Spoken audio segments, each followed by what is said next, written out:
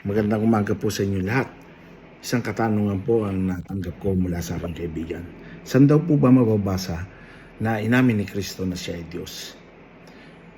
Mga kapatid, marami pong bersikulo sa Biblia na magpapatunay na si Jesus ay isang Diyos. Ngunit gusto ko pong bigyan kayo ng dalawa lamang bersikulo. Pero kailangan po dito ng common sense. Kasi kahit na anong basahin natin sa banal na aklat, kung wala kang common sense, mahihirapan kang intindihin ito. Amen? Ito po ang bersikulo na gusto kong ihatid sa inyo. Basahin po natin ang Salmo 11, versikulo 4. Ito po ang nakasulat. Si Yahweh ay naroon sa kanyang banal na templo. Doon sa kalangitan, nakaupo sa kanyang trono. At buhat dooy pinagmamasdan ang lahat ng tao, walang maitatagong anuman sa gawa ng mga ito. Sinasabi rito sa bersikulong ito na si Yahweh ay naroon sa kalangitan sa kanyang trono. Amen? At ito po ang pangalawang bersikulo na nais kong banggitin sa inyo. Basahin po natin ang Juan 18, versikulo 36. Ito naman po ang sinasabi ni Kristo.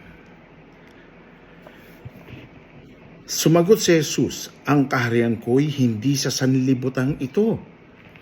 Kung ang sanlibutang ito, ang aking kaharian, ipinaglaban sana ako ng aking mga tauhan upang hindi may pagkanulo sa mga Hudyo.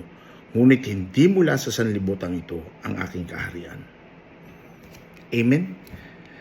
Dalawang bersikulo na iisa ang punto.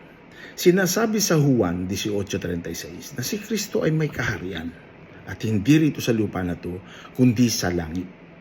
Kaya kaibigan, gamitin mo ang common sense mo. Si Kristo ay hari hindi sa lupang ito kundi sa langit. Ngayon sinasabi sa Salmo 11:4 na ang Diyos na si Yahweh ay nakaupo sa kanyang trono doon sa langit. May common sense? Kailangan maiintindihan mo to. Kung walang common sense, mahirap siguro. Magandang umaga po at purihin ang ating Panginoon.